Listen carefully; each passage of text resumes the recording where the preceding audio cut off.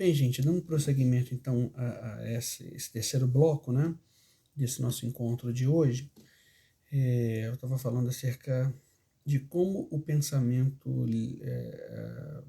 secular, o pensamento racional, o empírico, a ideia do cientificismo, ele foi adentrando o cristianismo, sobretudo num aspecto muito mais permeável dentro do protestantismo do que do catolicismo, por aquilo que eu disse, de toda a questão da infraestrutura eclesiástica que se tem dentro da Igreja Católica, sobretudo representada na autoridade e na tradição papal. E aquilo que eu disse, foram momentos então de embates, mas em que em determinado momento o pensamento filosófico ele sobrepujou né, a Igreja Católica, o pensamento católico.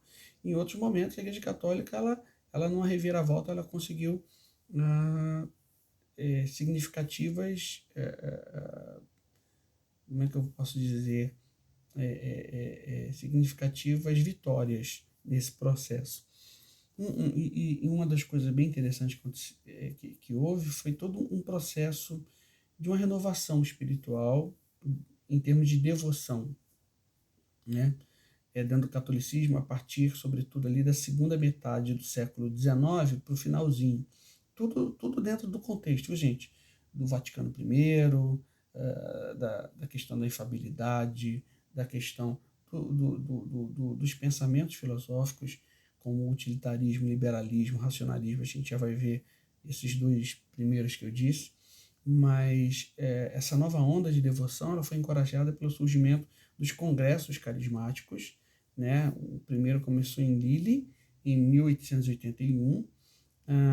A nova ênfase na questão da própria Virgem Maria, lá em Lourdes, em 1858, depois em Fátima, lá em Portugal, com alegações do aparecimento da Virgem, né? Nesses lugares.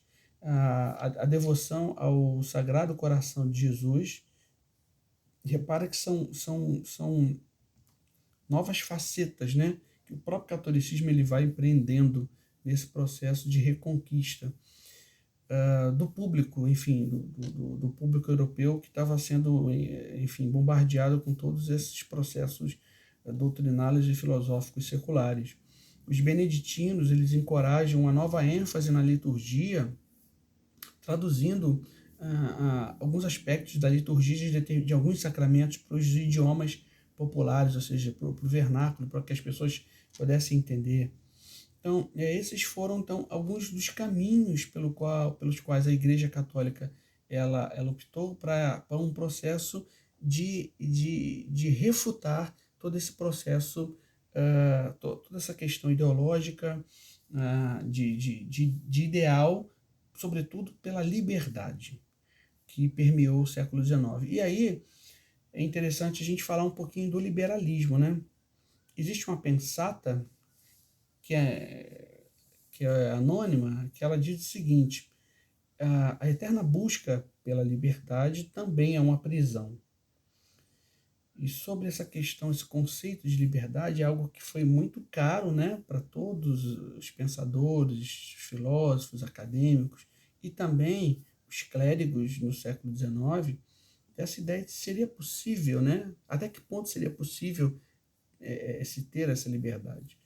E no que tange ao aspecto do pensamento cristão, sobretudo na questão do catolicismo, o Paul Tillich ele fala uma coisa bem interessante, que ele diz o seguinte: a Igreja Católica ela não é totalitária. Totalitarismo, o Tillich entende que isso faz parte dentro de um processo de um sistema governal estatal político.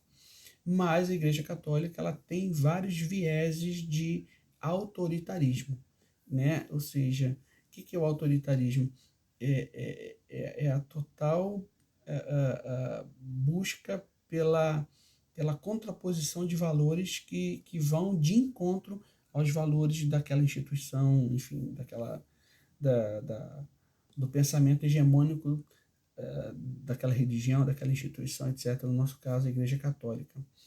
O Bruce Shelley, na obra dele História do Cristianismo, ele fala uma coisa muito interessante, que a percepção de liberdade era muito diferente dos antigos, né? Desde o período clássico, os gregos, etc., para agora. A ideia de liberdade para os antigos era uma ideia de que, através da liberdade, você pudesse fazer uma pessoa melhor.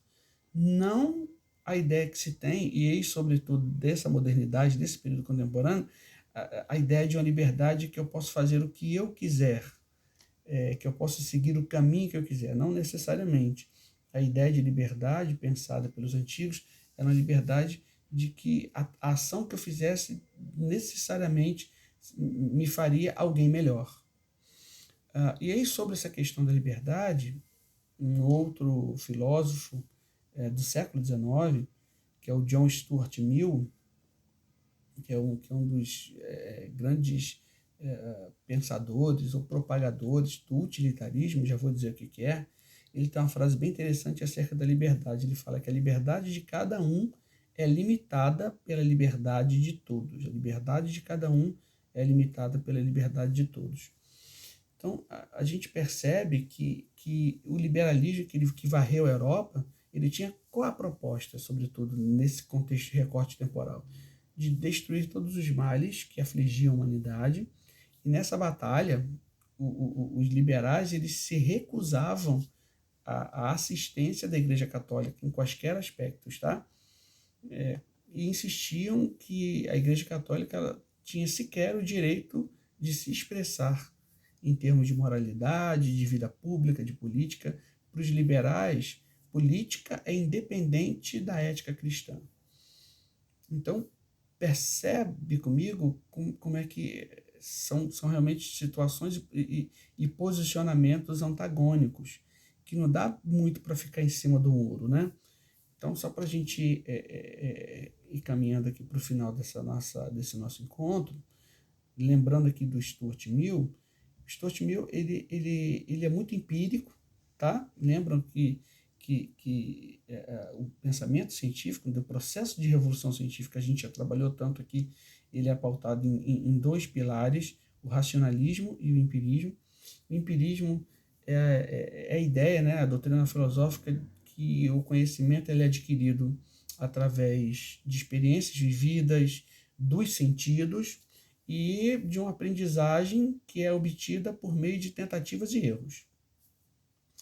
Já o utilitarismo é uma doutrina ética, que Stuart Mill ele é o cara que idealiza isso também. É uma doutrina ética que vai afirmar o quê? Que as ações são boas, percebe comigo, as ações são boas quando tendem a promover o bem-estar social, o bem-estar da sociedade. Repara, gente, para a gente terminar então, que o século XIX ele é o ápice do pensamento iluminista no sentido de sectarismo, de secularismo, de aversão à religiosidade, aversão à autoridade, aversão à tradição.